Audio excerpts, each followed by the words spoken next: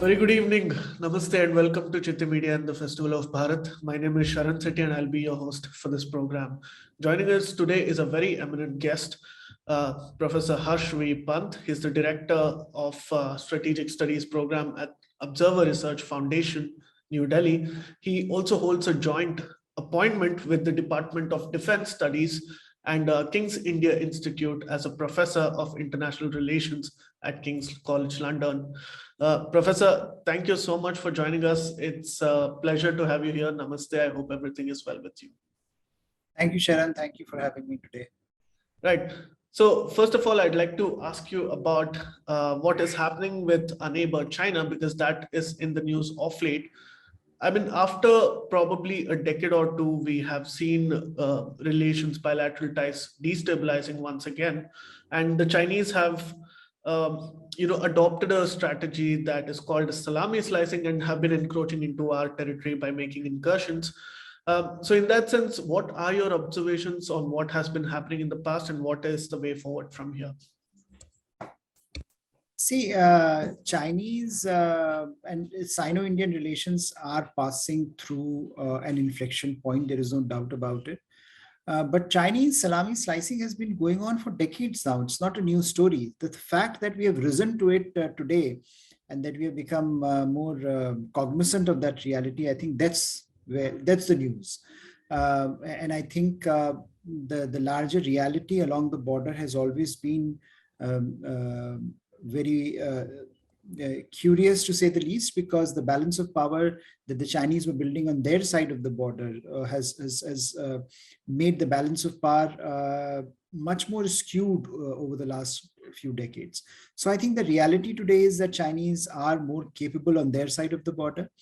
And what happened last year, in particular in Galwan, has I think made it very clear to India and to Indians that unless something dramatic is done, this is going to be the new normal, that we are going to continue to see China encroach more boldly on our border. So what was happening before covertly is now happening overtly, and the Chinese recognize the challenge and the opportunity that they have, which may not last for very long. And I think that's what makes this period very destabilizing. And what do you think empowers China to be overtly offensive these days, as opposed to be, being covert about these things?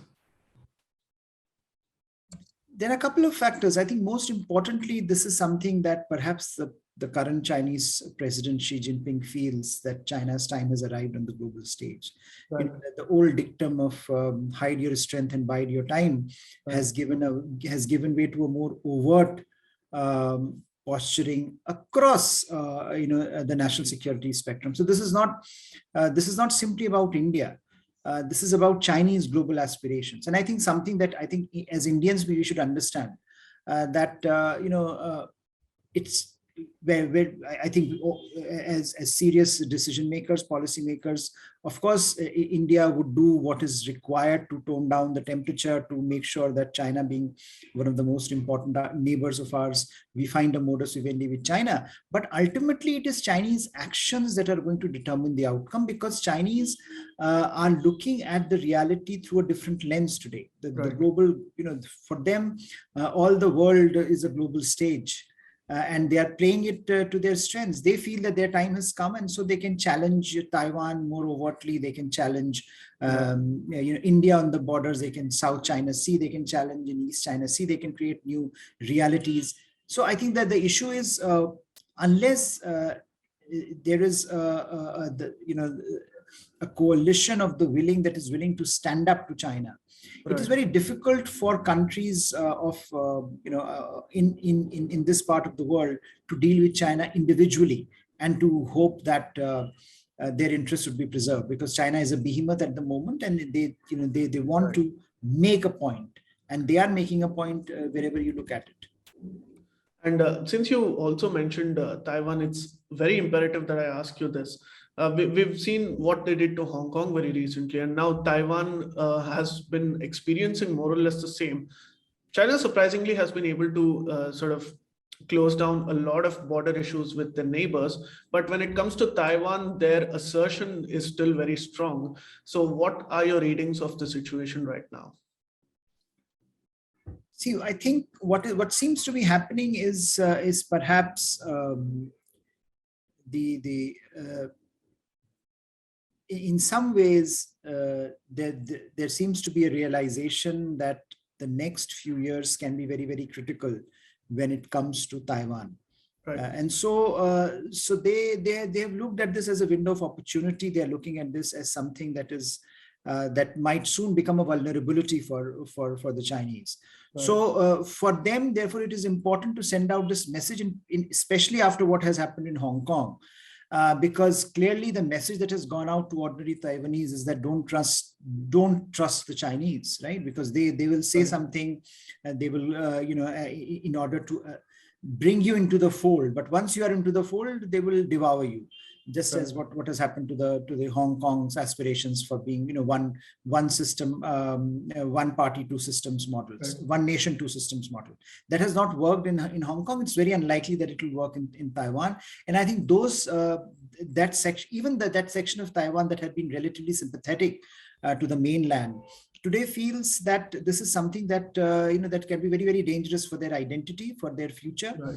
And so the challenge is now building both ways. The more Chinese are becoming aggressive, and they want to be aggressive because they want to show to the world that Taiwan is a core national interest, where no one else should be touching this issue. The more they are becoming aggressive on Taiwan, the more Taiwan and Taiwanese sentiment is turning against them.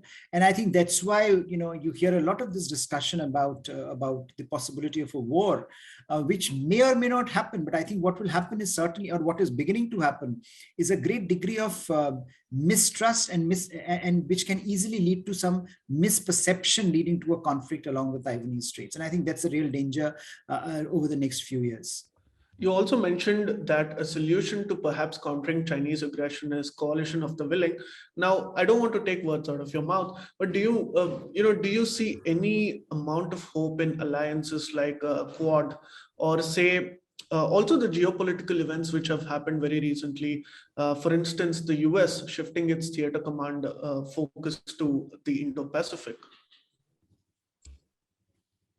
Well, see, there is no alternative to countries who think similarly, or who have a similar prism of looking at the world, to come together and deal with China. I think that we have been debating this now for decades. I think the time for that debate is over, because the reality is that what China is throwing at you is no longer theoretical debates. They are throwing at you real operational challenges. They have created artificial islands in South China. See, you did not do anything, and the result is today that you don't have operational capability there. So similarly, what is happening along Taiwan Straits, the way their anti-access, anti-denial capabilities have grown phenomenally, and the world has not been potent enough to respond to that challenge over the years. So the reality today is very different in Taiwanese in the Taiwan Straits. Similarly, along the Himalayan borders with India. For decades, India has been debating this issue of border management, border integration, border, we have a border problem. I recall when I was a kid, Indian defense ministers used to go. I'm an old man now, still you see the reality that we did not do much, and the result is that Chinese are now overtly threatening you. Right. So I think that conversation therefore is about not whether countries can work together. I think for their survival and for their security, they have to work together. And I think that's the story of the Quad. You mentioned Quad. You can go back to 2007. Australians were not serious. We were not serious about Quad. Oh, we thought if we, both Canberra and New Delhi thought if we enter into this Quad-like framework, Chinese will get very annoyed. And so let's appease the Chinese. What happened? The reality was that the Chinese were in any case angry at us. But some people also attribute this rising aggression, especially in recent times, to Xi Jinping taking over China in 2008. But do you think this was before that as well? See, I'm, as a student of international relations, my own sense is that major powers have a certain way of behaving, right? So if you accumulate certain power capabilities, there is an inherent aggression that comes in your behavior. China is doing, I think, what all major powers, all great powers, so-called great powers have done in the past. It's not doing anything different. Where the problem is, I think, at the moment is that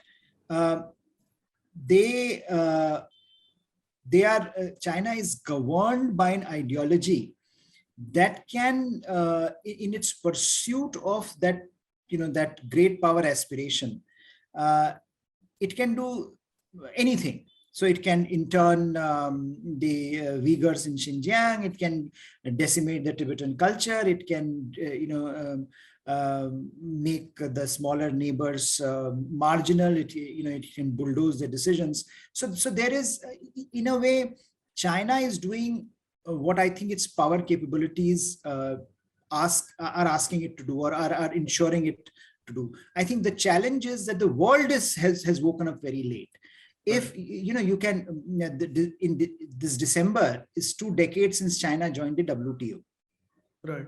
So you look at the last 2 decades trajectory of China. It manipulated WTO towards its own ends, whereas the rest of the world, if you see what Bill Clinton said at the time, oh, China will become like us. It will become a liberal democracy eventually if we just allow China into WTO. So I think the world misread China for various reasons, and the world's inability to stand up to China at every juncture has resulted in a situation where China is doing what it has to do, but the world did not do what it needed to do at critical junctures. It's funny because even today, just earlier today, President Xi Jinping made a statement that no, we are truly a democracy and that is how the world should see it. So perhaps it's coming 20 years too late. But on a serious note, since there is so much of a divergence between how India is right now economically and militarily and how China is, sorry, we'll do that again. Since there is a lot of difference in the sense that, in the sense of our capabilities vis-a-vis economy, military, and that of China's, how do we get that niche edge over China in, speaking in terms of our strategic gains at the borders, knowing the limitations in hand? See, under normal circumstances, you can only do 2 things, right? If you have a more powerful neighbor, if you have a more powerful adversary staring at you and challenging your vital interests, then either you end up, either you dramatically upscale your internal capabilities, or you build up external partnerships. Now, clearly, internal capabilities, however hard India may try, they are not going to happen in a jiffy. It's a decades long, if not more, time period that you need. And some of the steps that India has taken in recent years are sensible, but they should have been taken much earlier. Now, the other issue is external partnerships, where India is still hesitant. There is still a hesitancy. Every time you have relations with America being talked about, Indians go many sections of Indian strategic establishment. They just go bonkers. Why are we embracing the Americans? Why is it? What is happening to India's non-alignment? As if non-alignment is an end. Non-alignment is not a means to an end, but an end in itself. So, in a sense, there's just as an aside, there's a very interesting debate in India happened after AUKUS. Mm-hmm. Now, AUKUS, as you know, is a US, Australia, UK, US trilateral security partnership where Australians would be building nuclear submarines with the help of British and American expertise. Now, in India, there were people who were questioning, why is AUKUS happening? Why are Americans giving nuclear submarines to Australians? Why not to us? So then there's a basic incomprehension there, right? You are not a strategic ally of the Americans. You don't want to be a strategic ally of the Americans. So it's not as if Americans, are not helping you. But the question is, have we made up our mind as to what we want to do? Do we still want to be? There can be a big debate about alignment and not. But I think look at our borders, look at what China is doing to us. Is there, I mean, for me, I don't see any need to debate this any further. But if there are people who still want to debate about it, then they are most welcome. But the process is, I think, in some ways, we like the idea of debate as an end in itself, right? We continue to debate non-alignment. We still think of alignment as bad, but alignment is a natural progression of a foreign policy role that you want to seek in the world. Chinese could align from Soviet Union to American camp seamlessly, and today they are challenging the Americans. Right. So in a sense, those questions are vital. But as you mentioned, what can you do in the short term? I think in the short term, it is apart from building key partnerships where you can leverage their strengths and their technologies, one also has to be cognizant of the reality that how has China challenged the Americans? China has not become a peer, but it has certain niche capabilities. Where you for example, the anti-area, anti-access capabilities that it has, that has allowed China to anti-access area denial capabilities that it has allowed China to challenge America into taking a backseat on certain key theaters. Now, what can we do to enhance our leverage in certain key theaters with China? And that is a question that I think we should be asking, and I hope we are asking now, because it's already very late, it seems to me. Right. In terms of intelligence collection as well, China is far ahead in many parameters. And one of the interesting points here is that, since you also mentioned Australia, Confucius Institutes has become a major issue for them. And all over the world as well. I mean, even in America, it was an issue where, they were continuously recruiting a lot of Chinese diaspora to send them intelligence back to their home. How is this any different from the normal embassies and consulates, which are also popularly known for intelligence gathering? And can you explain in a very layman terms for our viewers who may not understand what exactly is happening with Confucius Institutes?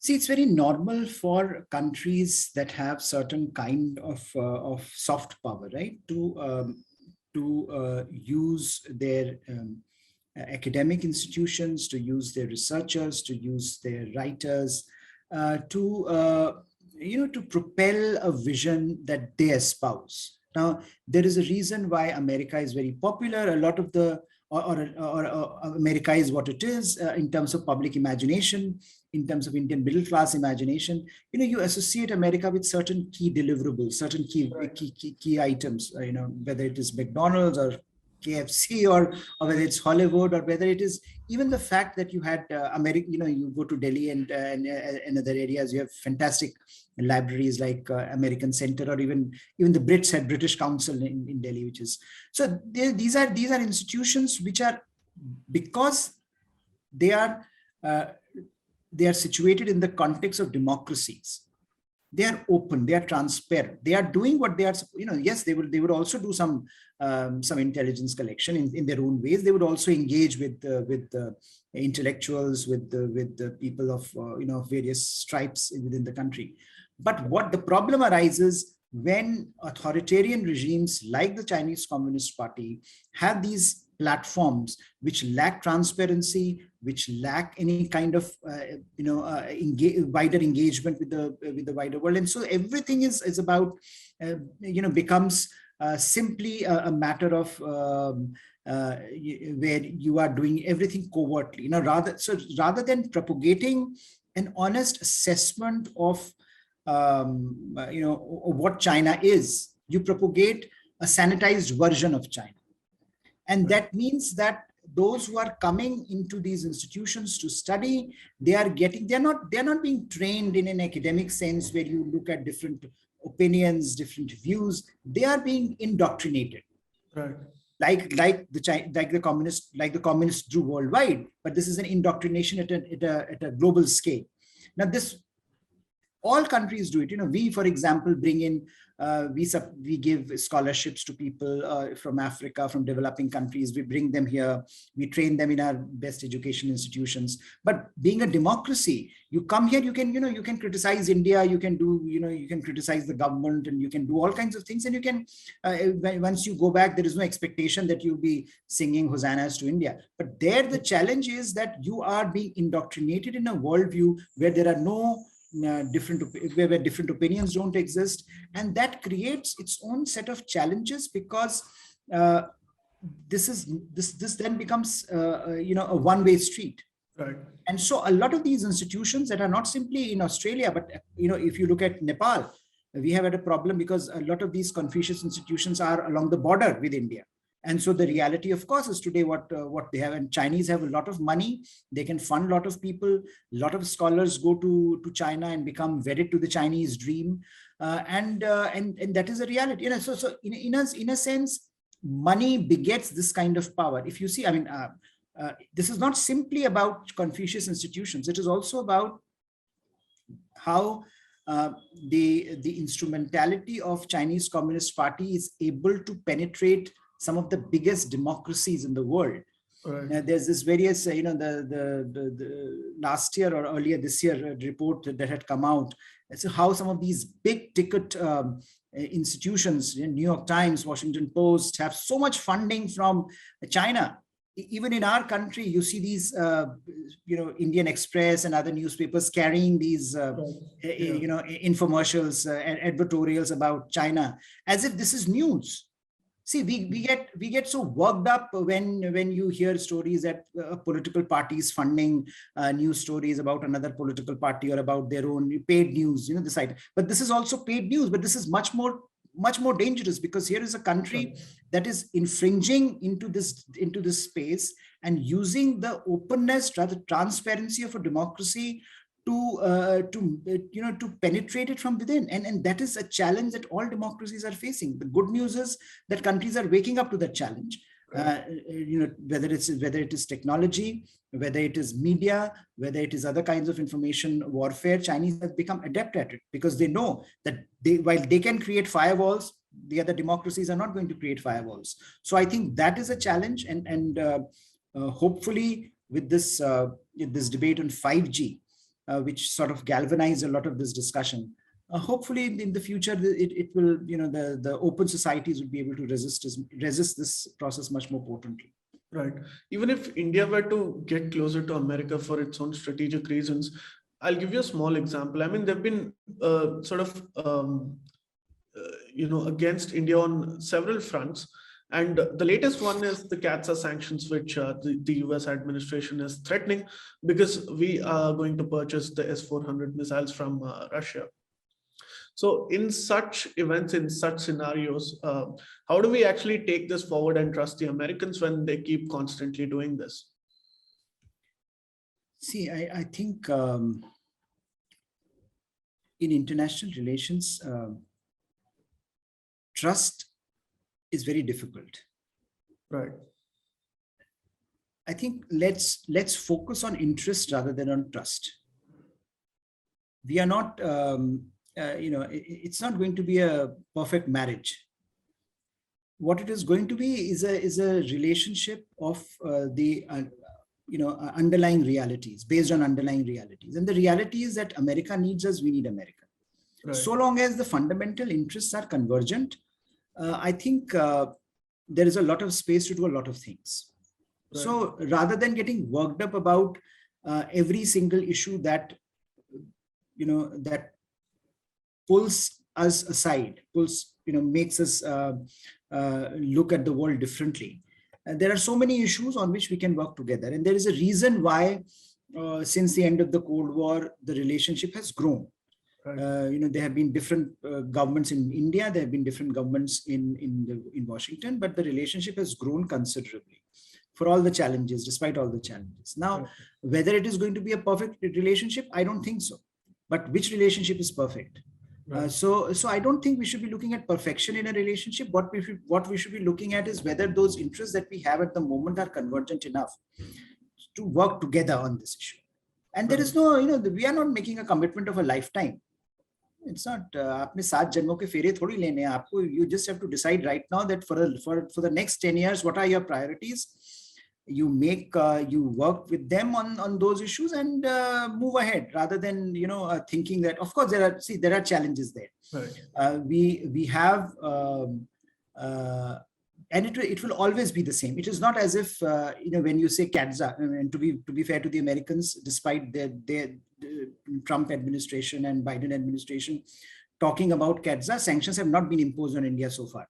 This is also a legislative requirement. The U.S. Congress works in a certain way, and U.S. Congress passes certain legislations which the administrations have to. Despite that, they have given us sanctions. So I don't think I'm too bothered about these sanctions. I don't think they will come into effect. I think Biden administration is wise enough to realize that the scale of the challenge that they are facing with China, they need a country like India, and India should be playing it to its advantage. My only submission whenever this kind of a conversation happens is that, look, if China can work with the Americans for decades, then India should not have any problem in working with America for the foreseeable future. Now, speaking about the SinoPark Nexus that has been growing stronger year by year, ever since almost 60 or 70 years now, there's another growing concern is about China's rising nuclear stack. Should India be worried about what they're trying to do? Yes, I think anything that China does, India should be worried about, because unless they come to us and say, well, we will resolve all your problems, because clearly when you look at SinoPark Nexus, it has grown tremendously. It has become very, very strategic. But I would also say that, look, their challenges with Pakistan are also growing. If you look at what is happening in Balochistan today, and why there is a negative sentiment about China-Pakistan economic corridor today, for all the bravado of the last few years, you look at the reality on the ground, nothing much has happened on CPEC. And Baluchis are openly protesting in large numbers on the streets of Balochistan. So I think there is something to be said about the challenges that China will face in Pakistan on its own, without India having to do anything. But of course, they have a common enemy in India, and they will work with each other.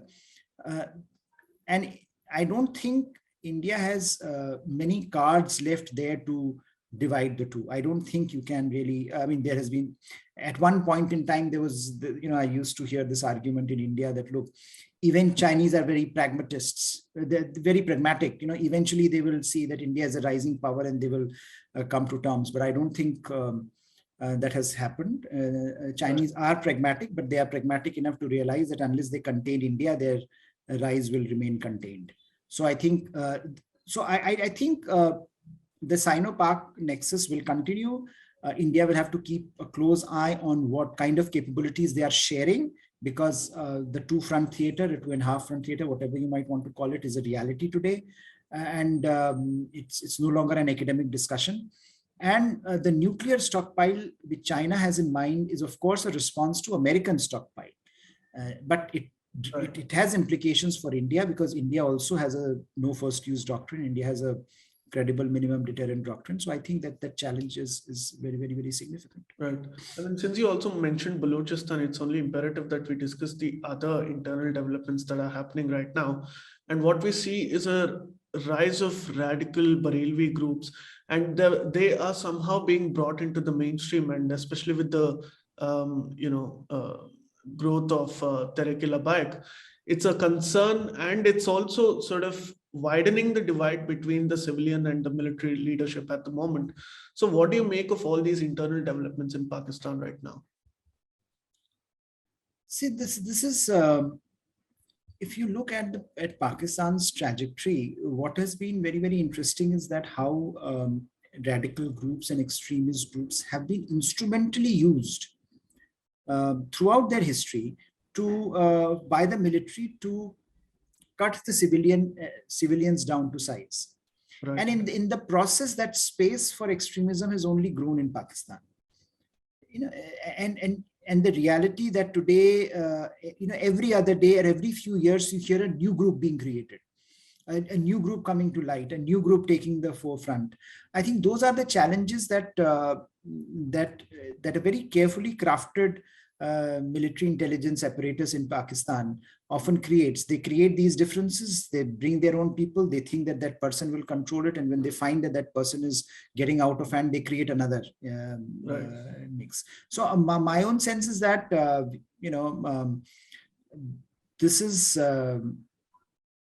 this particular episode at this particular point may be temporary, but its long-term consequences are only going to enhance the space for extremist groups in Pakistan. And that in any way, in the context of what is happening in Afghanistan, is a very dangerous development. Right. So it will only worsen what the situation is right now. I know that you're running short on time, but let me ask you one last question. We witnessed the unfortunate demise of our late CDS, General Bipin Rawat, and one of the main terms that he was emphasizing on was the preparedness for a 2.5 front war. So what are the imminent risks that India is going to face, and what should be our strategic outlook? See, the imminent risks, of course, are that we are now looking at two borders, first of all, which are likely to be equally volatile. In the past, the assumption was that, look, LOC is volatile, but LAC is stable. So let us keep maintaining this facade of being peace and tranquility on the border. Right. But now the reality, of course, is that that's going to be equally volatile because not only have the Chinese realized the importance of keeping it volatile, but also Chinese are itching back to get into the play, right? So for them, not stabilizing that border keeps India on tenterhooks. And on the other hand, their close friend Pakistan can keep doing what it has always done traditionally along the LOC, keeping it volatile, creating tensions within Kashmir. If the LOC, for example, where India has become more robust in defending its positions, and they will create situations within Kashmir and what has been happening, targeting of the minorities in Kashmir over the last few months, that is quite significant in its own way, and that will create internal divisions. So the challenge on both fronts has been growing, and this is, to me, it seems that India will have to live with this for a while, because this is not going to go away. I think where General Bipin Rawat was, and I think his legacy will continue, is in the domain of defense reforms. Very important in terms of how do you think of efficient utilization of resources in a tri-service setup. Right. And how do you create greater integration among the services? So jointry and integration are something that Indian Defense Forces have come very late. It have come to engage with very late in the for almost 20 years, I think. 20 years, the same debate we were having, and every single report you see, they would used to talk of CDS, they used to talk of jointry, but nothing would happen. So finally we got CDS, but I'm not so sure how far jointry has moved. It has certainly moved from, we are talking of integrated battle groups, we are talking of theater commands, at least we are talking about more seriously. But I think the proof of the pudding would be in the eating, to see how the three services actually start working together jointly in the kind of complex environment that we face. Because unless, as we were discussing earlier on, resources are limited, challenges are huge, unless those resources are rationalized, it would be very difficult to manage those challenges in the present context. So thank you so much for joining us today. It was an absolute pleasure talking to you, and it's always enlightening to hear you talk about so many of these issues. Thank you, Sharan. I must tell you that, as a student, reading a lot of your writings helped me gain whatever knowledge I have today. Thank you. That's very kind of you. Thank you so much, and I hope you can join us again. Thank you. Thank you. Namaste. We hope you enjoyed this Citti Media content. Please remember to subscribe to us and switch on the notifications for this channel. For our other social media links, more content, and to support our work, please visit citti.net. Dhanyavad. Namaskar.